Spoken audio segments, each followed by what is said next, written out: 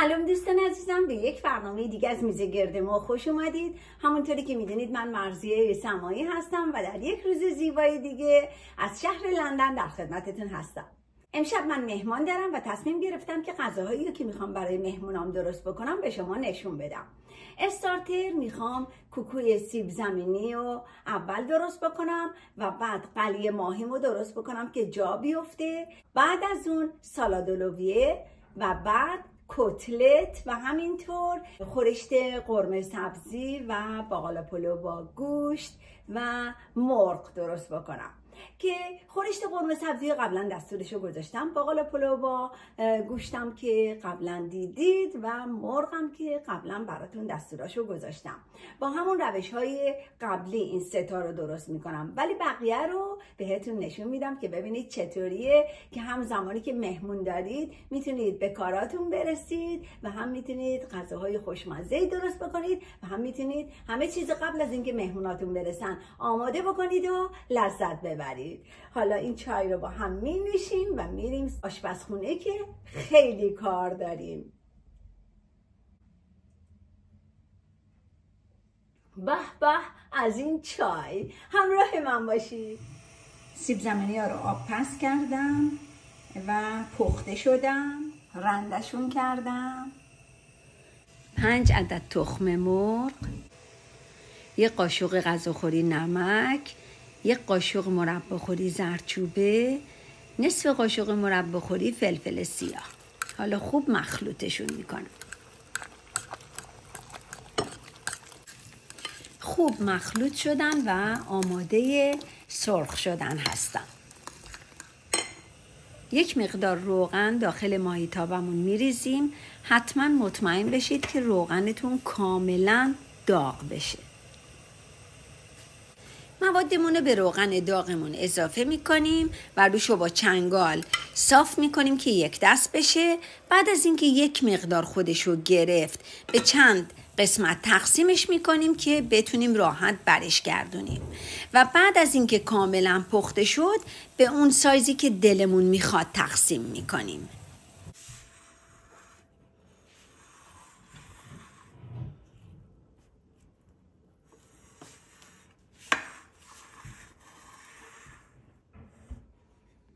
این هم از کوکوی سیب زمینی فوق‌العاده خوشرنگ و خوشمزه و خوش عطر و بوی ما.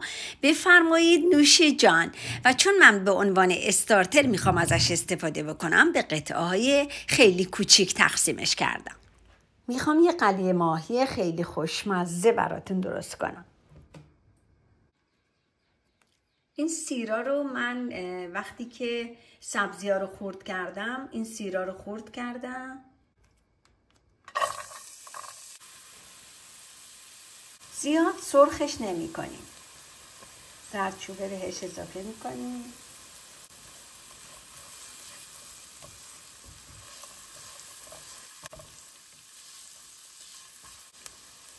ما تند دوست داریم، ولی اگه فلفل قرمز خشک داشته باشید خیلی بهتره. من فلفل قرمزم رو پودرش کردم، به این شکل اضافه میکنم. حواستون باشه خیلی تند نشه.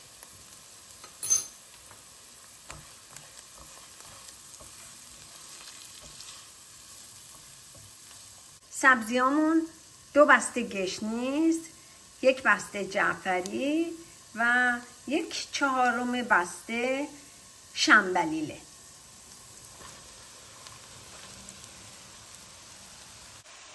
یک قاشق هم پودر کاری.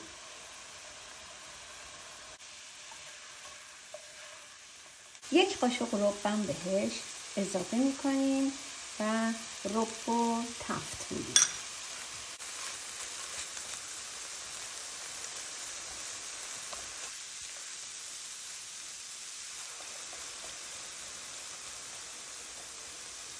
ربمون باید کاملا باز شه.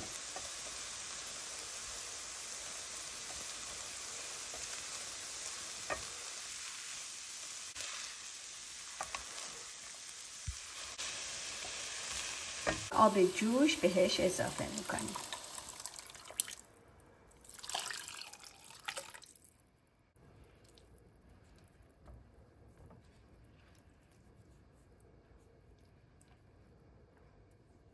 خب ببینید 1 کاپ دیگه باید اضافه کنیم چون سبزیش زیاده.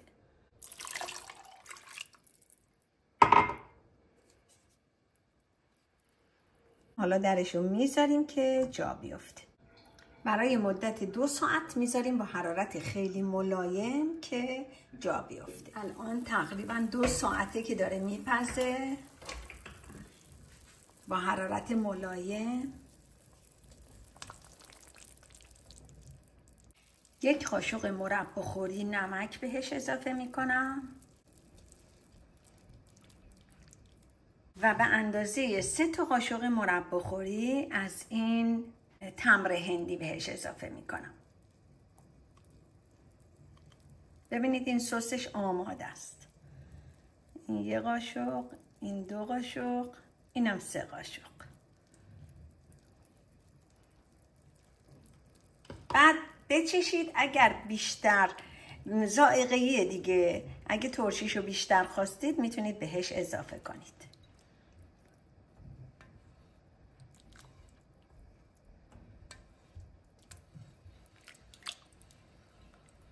خیلی زیاد باشه دلتون رو میزنه. ماهیمون فیله کاده، بهش نمک میزنیم.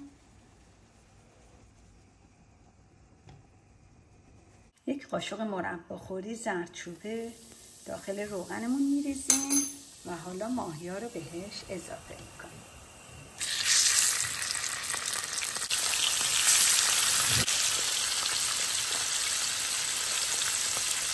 و فلفل سیاه میزنیم.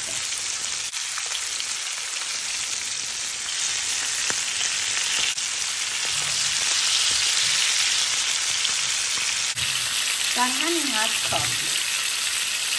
بیشتر از این سرخش نکنیم. حالا به سسمون اضافه میکنیم. این هم از قلی ماهی با حال ما. 6 عدد سیب زمینی متوسط درشت و من آب پس کردم و پوستشو گرفتم و حالا برای تهیه سالاد لوبیا به این شکل رنده میکنیم. وقتی شما رنده میکنید همشون 1 دست و عالی در میان. ببینید اینطوری. 2 تا قوطی خیارشور داریم.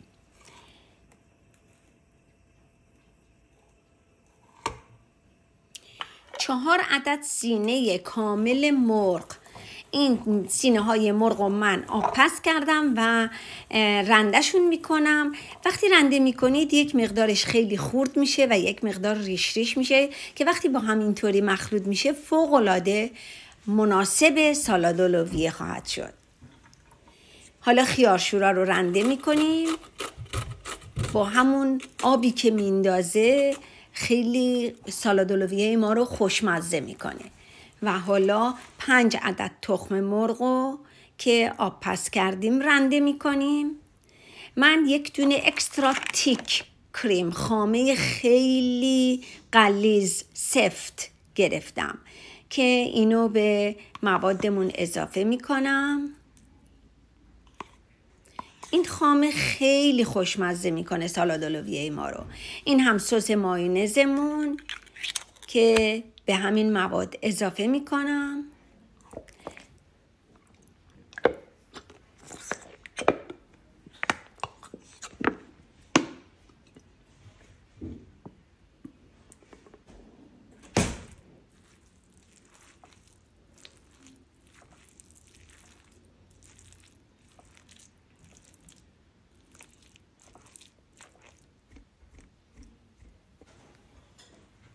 یک مقدار روغن زیتون حتما باید بهش اضافه کنید.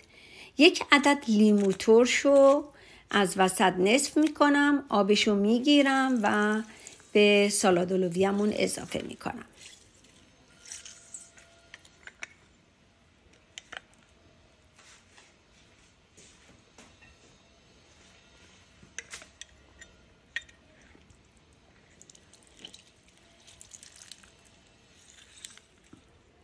من به این سالاد اولویه اصلا نمک نمیزنم، به خاطر اینکه خیارشور ما شور هست و مرغا رو وقتی پختم بهشون یه مقدار کوچولو نمک زده بودم و روشو به این شکل با خیارشور تزیین میکنم.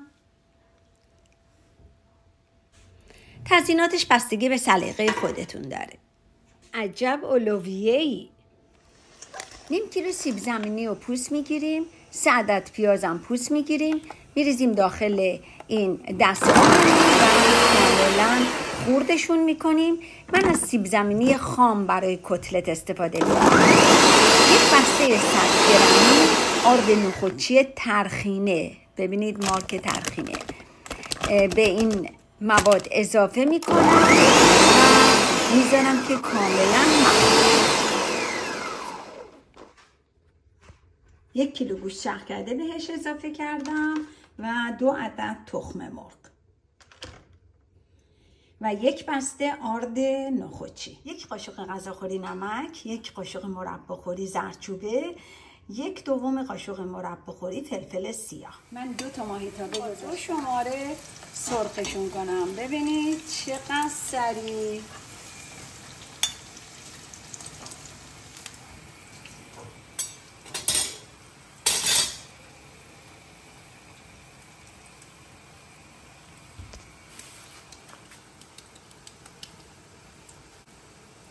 یک دست عالی، سرعت برق و باد.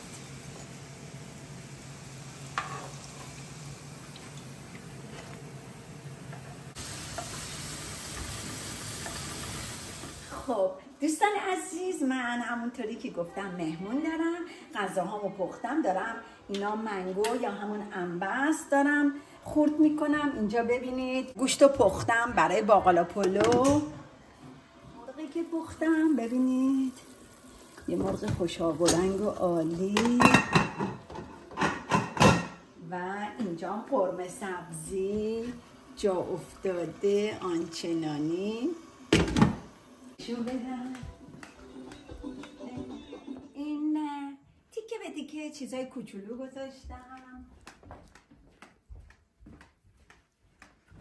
این میز استارتره که اولویه است، کتلته که دیدین چطوری درست کردم. اینجا انواع کالباسا، اونم کوکوی سیب زمینی، پنیر و سبزی، حموس و اینم تخته پنیر و انگور. اینم نون سنگک تازه و نون بربری تازه و ماست و موسیر. اینجا هم دیگه ببینم چی دارم بهتون نشون بدم.